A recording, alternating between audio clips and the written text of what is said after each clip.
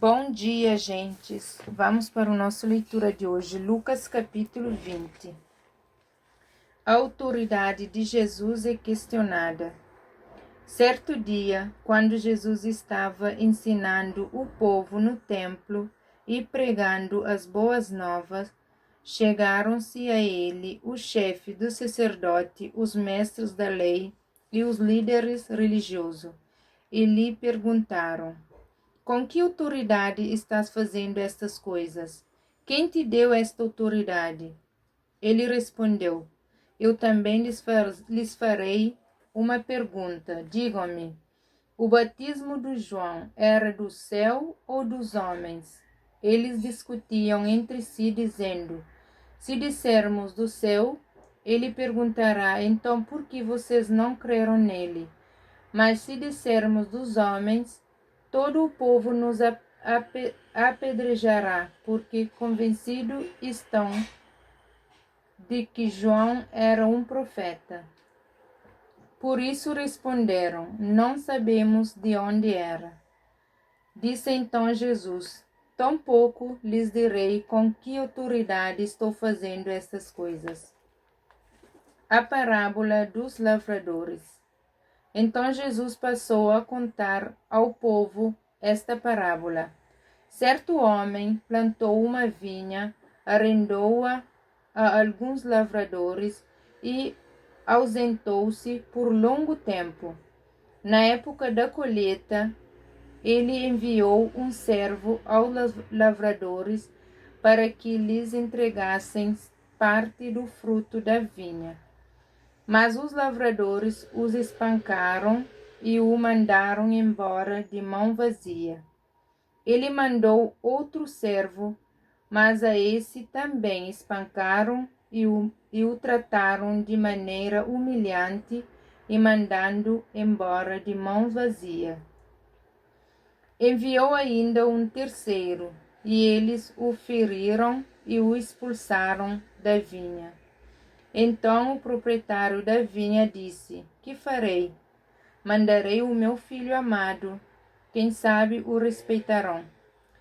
Mas quando os lavradores o viram, combinaram entre si, dizendo: este é o herdeiro, vamos matá-lo e a herança será nossa.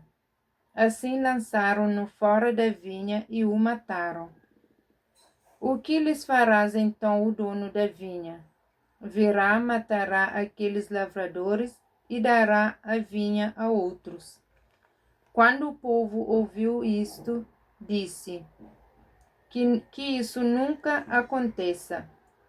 Jesus olhou fixamente para eles e perguntou: então qual é o significado do que está escrito?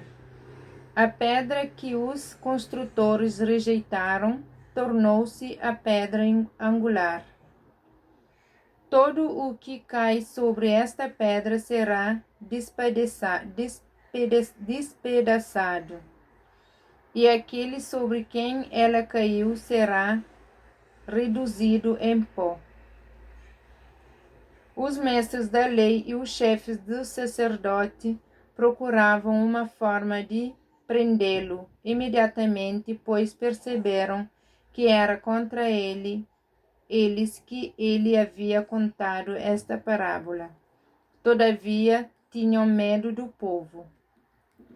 O pagamento de imposto a Cesar. Pondo-se a vigiá-lo, eles mandaram espiões que se fingiram justo para apanhar Jesus em algumas coisa que ele dissesse, de forma que o pudessem entregar ao poder e autoridade do governador.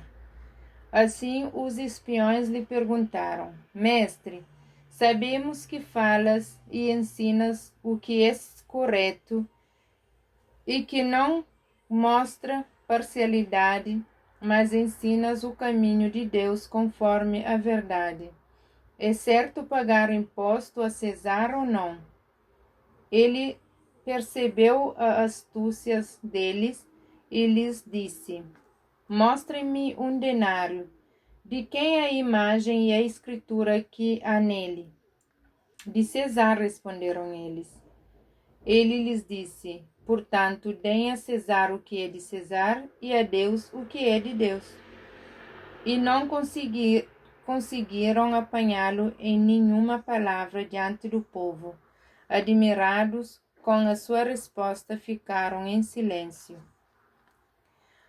A realidade da ressurreição.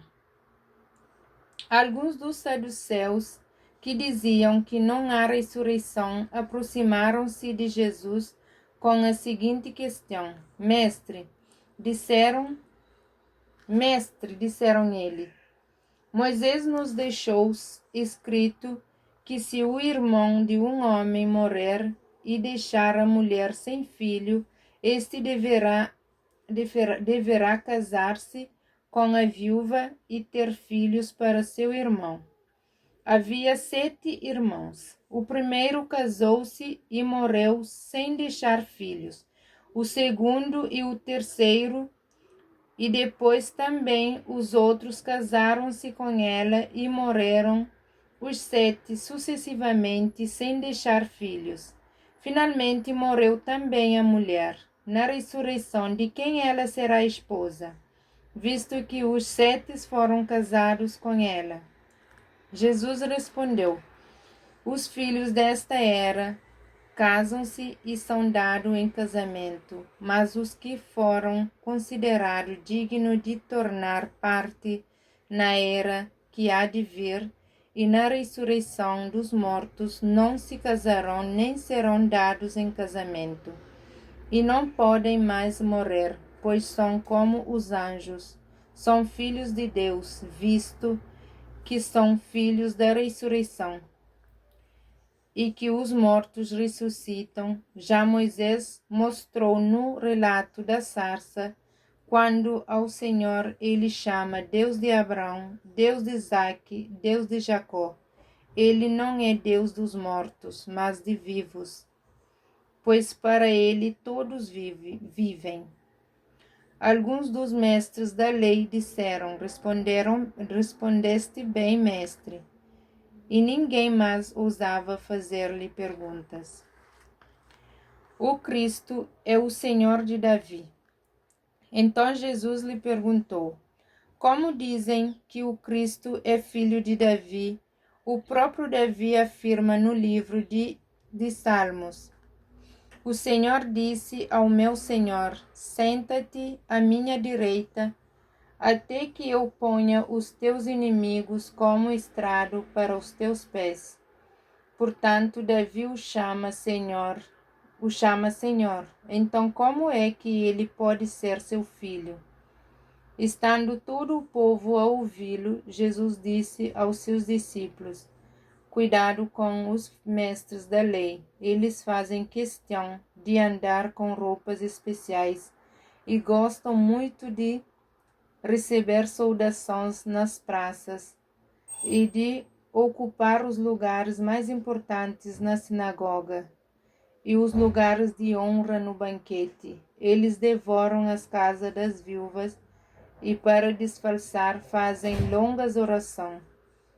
Esses homens serão punidos com maior rigor. Essa é a palavra de Lucas, capítulo 20, gente. Vamos para um salmo. O Senhor é o meu pastor. Salmo 23. O Senhor é o meu pastor, de nada terei falta. Em verdes pastagem me faz repousar e me conduz às águas tranquilas. Restaura-me o vigor, guia-me nas veredas da justiça por amor do seu nome. Mesmo quando eu andar por um vale de trevas e morte, não temerei perigo algum, pois tu estás comigo, a tua vara e o teu cajado me protegem. Preparas um banquete para mim à vista dos meus inimigos. Tu me honras, ungindo a minha cabeça com óleo e fazendo transbordar o meu cálice. Sei que a bondade e a fidelidade me acompanharão todos os dias da minha vida, e voltarei à casa do Senhor enquanto eu viver. Palavra da salvação. Glória a vós, Senhor.